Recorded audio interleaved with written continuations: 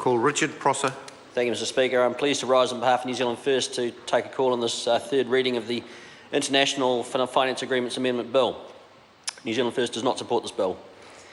Mr Speaker, our opposition to this legislation and indeed to New Zealand's membership of the bank to which it relates was summed up by my colleague Fletcher Tabato during the Committee of the Whole House, which I recall turned into a somewhat livelier debate than one might otherwise expect from what is essentially a fairly pedestrian piece of lawmaking.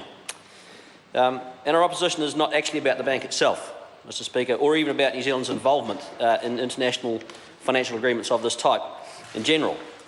Indeed, as the Finance Minister himself said during the first reading, the New Zealand Government already has shareholdings in the World Bank and its various manifestations and the Asian Development Bank. And that is well and good, Mr Speaker, and very probably as it should be. Rather, Mr Speaker, our opposition centres on two things. Firstly, the undeniably questionable worth of New Zealand's participation in an infrastructure development bank from which the government openly acknowledges it will gain little to no tangible benefit. The departmental disclosure statement is unambiguous in this regard.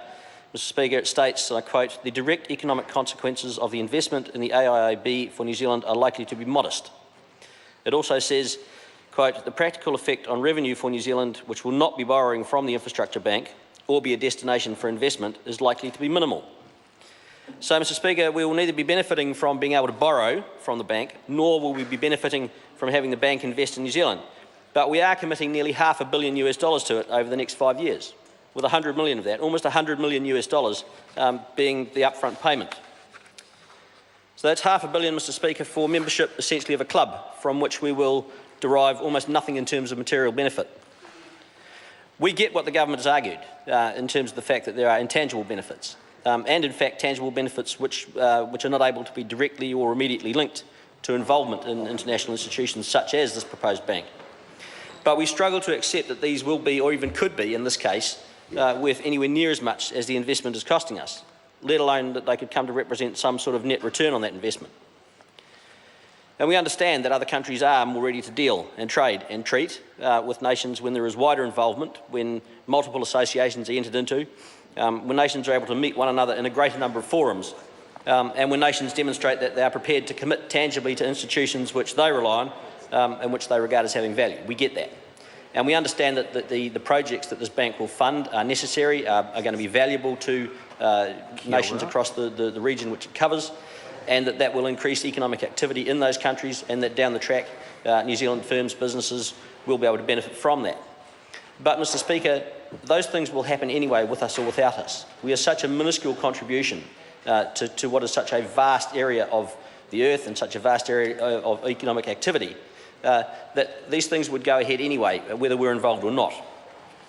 And we question, Mr Speaker, New Zealand First questions whether having a mere 0.66% of the voting power within the proposed bank's governance, based on our contribution of just 0.4% of the total subscribed capital, can be regarded as having any practical worth at all, let alone any great value to New Zealand, when measured against the need to allocate or commit nearly $500 million to it in real terms.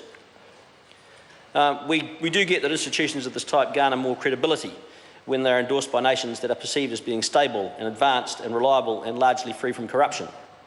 And we are pleased that New Zealand continues to be acknowledged as such a country by the other mostly much larger nations in our region and indeed the wider world.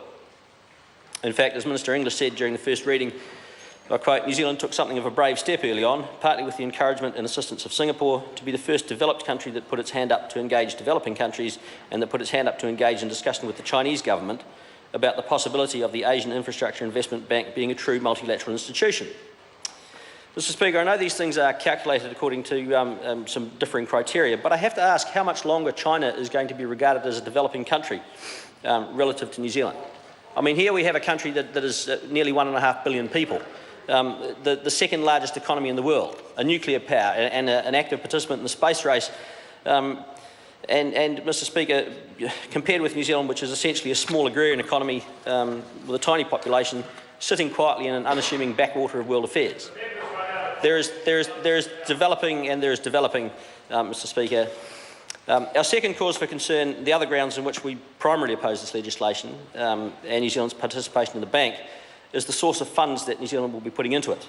and the disingenuous nature of the government's proclamations with regards to that source.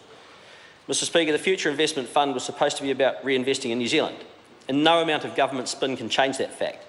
It was meant to be about schools and hospitals in New Zealand, not schools and hospitals in other countries.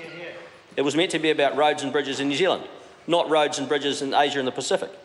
Mr Speaker, it's bad enough that the power companies and the other assets were sold off against the wishes of a majority of New Zealand voters, but completely inexcusable that the proceeds are then to be used for other than their stated purpose.